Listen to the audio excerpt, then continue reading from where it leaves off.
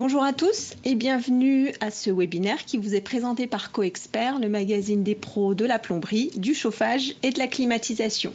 Je suis Sophie Kelogagnant, c'est moi qui vais vous présenter ce webinaire et aujourd'hui je vous propose de parler de la robinetterie thermostatique et plus précisément de répondre à la question comment choisir sa robinetterie thermostatique.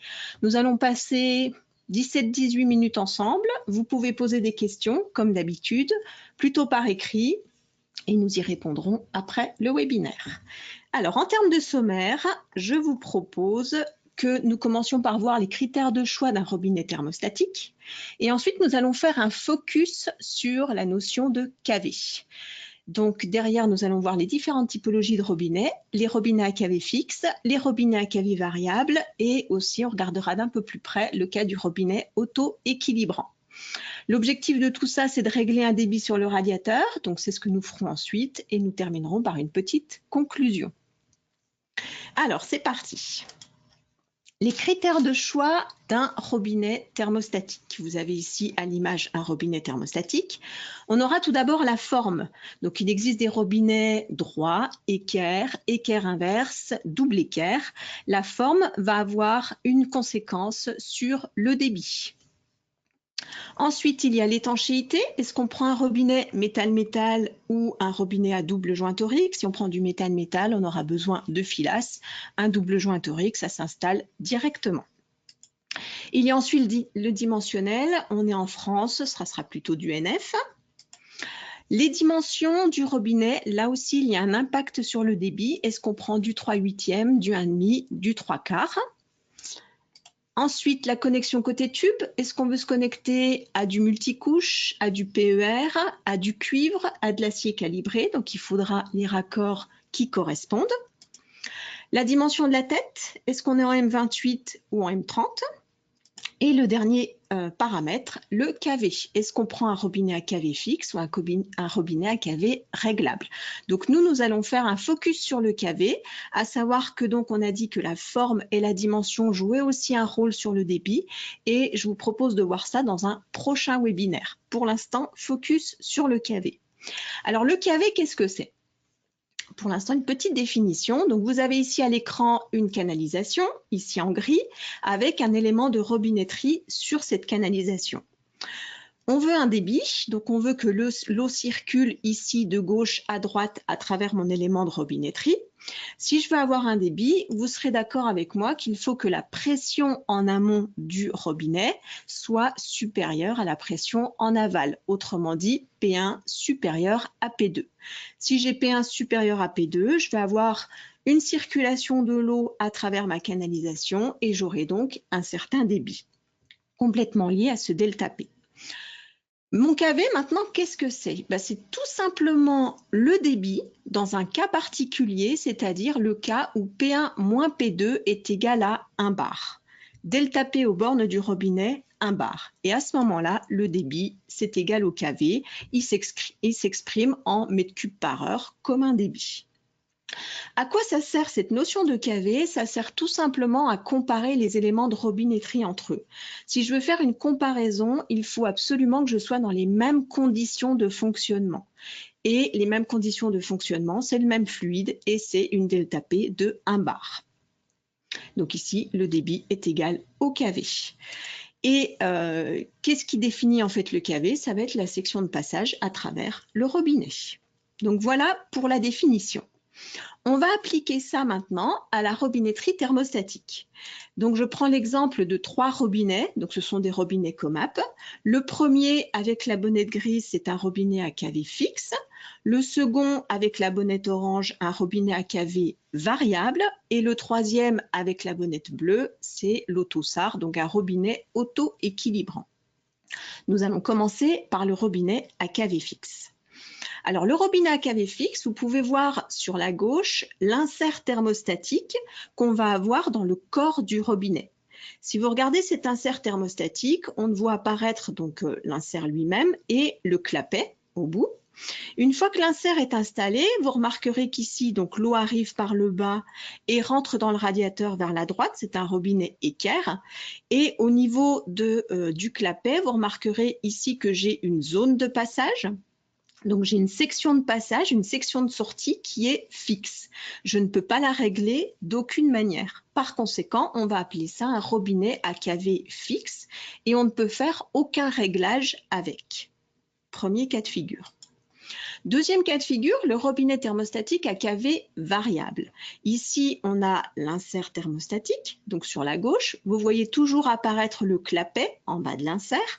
Et par contre, vous voyez ici qu'il y a une rampe que je dessine ici avec la flèche.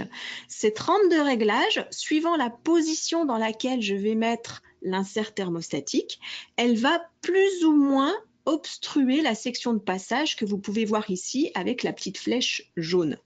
Donc, si vous voyez tout à fait ici qu'avec la rampe qui est devant cette section de passage, je vais avoir une petite section de passage.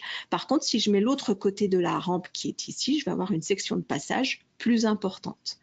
Donc ici, on a donc un robinet avec une section de passage qui va être variable suivant comment je positionne mon insert thermostatique et on appellera ça donc un robinet à cavée variable. Et avec ce robinet, je vais pouvoir régler un débit puisque je peux régler la taille de la section de passage. Pour résumer à cette étape de la présentation, robinet à cavée fixe. On a une section de passage bien définie, donc on ne peut pas faire de réglage de débit avec. Autrement dit, on ne réglera pas le débit nominal sur le radiateur avec le robinet. Et le robinet à cavée variable, à ce moment-là, on peut faire un réglage de section de passage. Donc, on va pouvoir régler le débit nominal avec ce robinet. Pour préciser, on parle ici du réglage du débit nominal sur le radiateur. On parle d'équilibrage statique.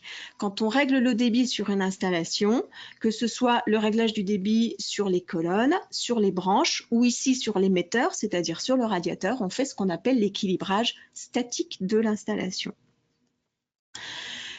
Qui dit réglage, dit position de réglage pour le robinet à cavée variable. Donc, si vous regardez au-dessus du robinet, ici, vous voyez un certain nombre de positions. Position 1, 2, 3, 4, 5 et 6. Vous voyez aussi des positions intermédiaires avec des encoches, 1,5, 2,5, 3 1 tiers, 3 2 tiers, 4 1 tiers, 4 2 tiers, 5 1 tiers, 5 2 tiers. La position 1 est la position où la section de passage est la plus petite, donc j'aurai un petit débit. La position 6 est la position où j'ai le plus grand débit, ma section de passage est grande ouverte. Donc, qui dit réglage dit clé de réglage. La clé de réglage ici en plastique noir se met très précisément sur le robinet dans le sens où il y a un méplat qui permet de la positionner et c'est l'encoche qu'on voit ici sur le robinet qui va permettre de faire le réglage.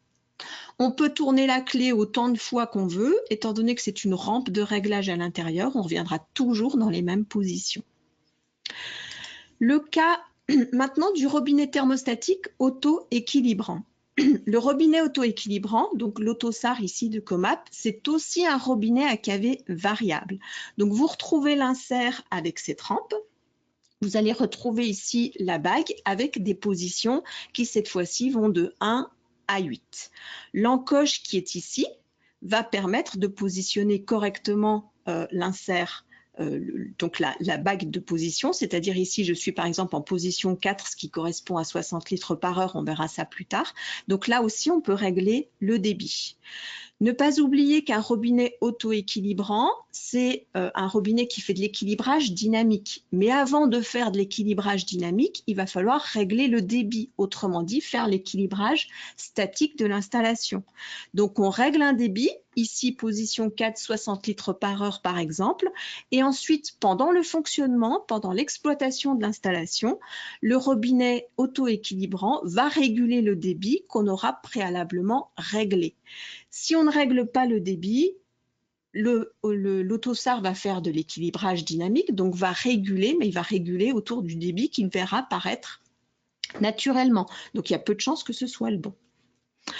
Ensuite, au niveau de la mise en œuvre, c'est quoi? C'est le réglage du débit sur le radiateur. Donc, comment on va faire, suivant le cas de figure, robinet à cavée fixe ou robinet à cavée réglable? Premier cas de figure, on va prendre le robinet à cavée fixe. Sur notre radiateur, on a donc un robinet à cavée fixe. De l'autre côté, on aura un raccord de réglage. qui est vendu grand ouvert. Le robinet à cave fixe, on a dit, il ne se règle pas, donc on n'y touche pas. Donc on va régler le débit nominal sur le radiateur avec le raccord de réglage, qui lui peut se régler. Deuxième cas de figure, robinet à cave variable. Donc ici, on a un robinet qui se règle. On a aussi un raccord de réglage. Qu'est-ce qu'on va faire? On va régler la position sur le robinet à cave réglable, donc régler le débit de l'installation. Et le raccord de réglage, on va le laisser tel qu'on l'a posé, grand ouvert. On n'y touche pas, il ne servira qu'à l'isolation. Donc voilà pour les deux cas de figure. D'un côté, on règle le débit avec le robinet thermostatique à cave réglable. De l'autre côté, on règle le débit avec le raccord de réglage. Comment on fait pratiquement parlant? On va avoir donc ici robinet à cave réglable sur le radiateur.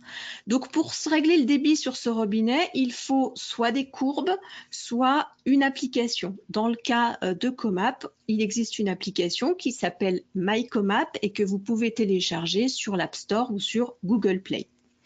Une fois qu'on a téléchargé cette application, on va aller dans le réglage des vannes. Réglage des vannes, dans notre cas de figure, c'est un corps thermostatique, donc on va cliquer sur corps thermostatique. Le robinet, c'est un Variosar, vous reconnaissez ici le robinet à cave réglable avec la bonnette orange. Donc Variosar, on va cliquer dessus. Et ensuite, on va rentrer un certain nombre de données pour avoir la position de réglage. Si on est dans un programme neuf, par exemple, ou qu'on connaît le débit, on va rentrer directement dans le débit. Si on ne connaît pas le débit, mais qu'on a des éléments de puissance de radiateur et qu'on a le delta T sur l'eau, on va rentrer dans la puissance de radiateur.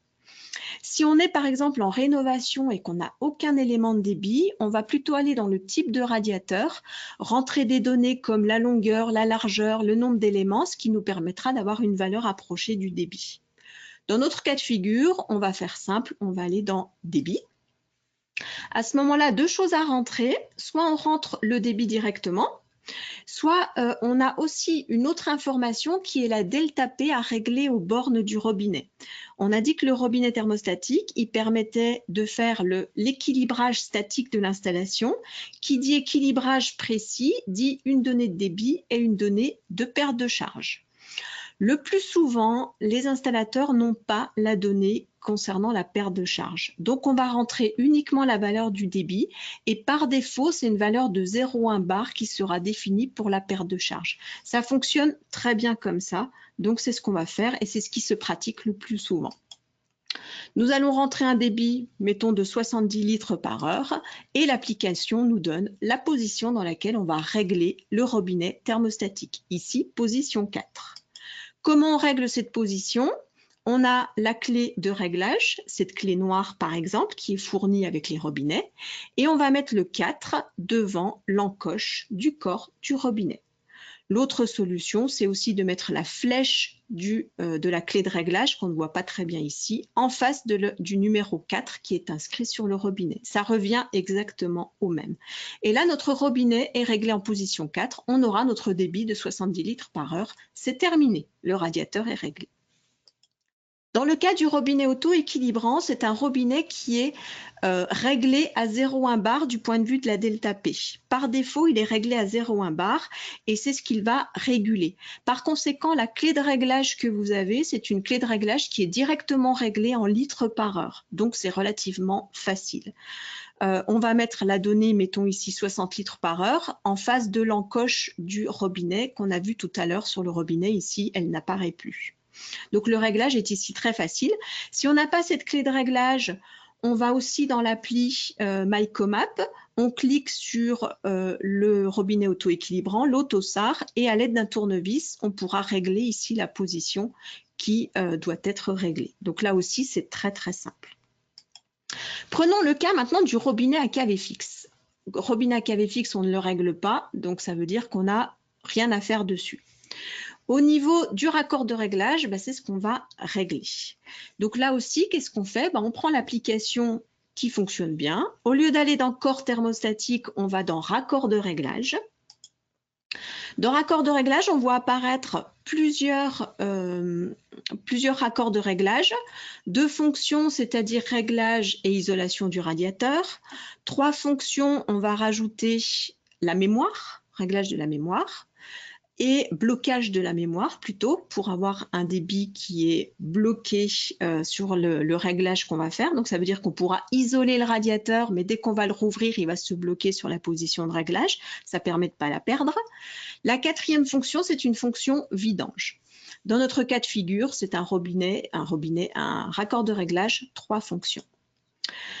On nous demande les dimensions et la forme. Si vous vous souvenez au début, en présentant les critères de choix du robinet thermostatique, je vous ai dit que la dimension et la forme avaient une répercussion sur le débit.